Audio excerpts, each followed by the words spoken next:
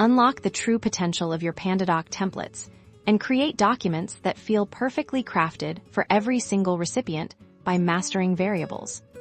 Let's dive into how you can use variables to supercharge your Pandadoc workflow. First, we need to get into a document. You can either create a brand new one or edit an existing template.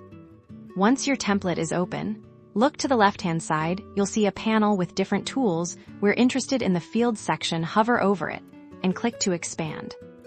Within the Fields section, you'll find a category specifically for variables. Click on this to reveal the different types of variables you can insert. To add a variable, simply click and drag the variable icon directly onto your document.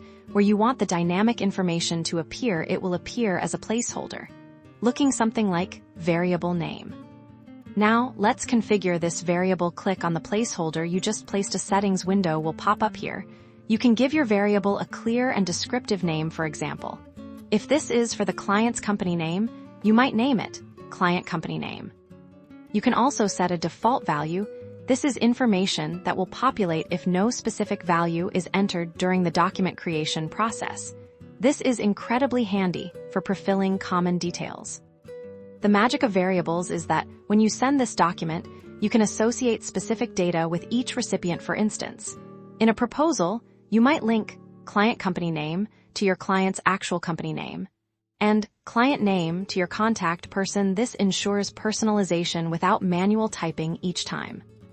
Imagine sending out proposals with the client's name, company, and even specific service dates automatically populated. That's the power of variables in Pandadoc, making your documents smarter, more efficient, and deeply personalized for every touchpoint.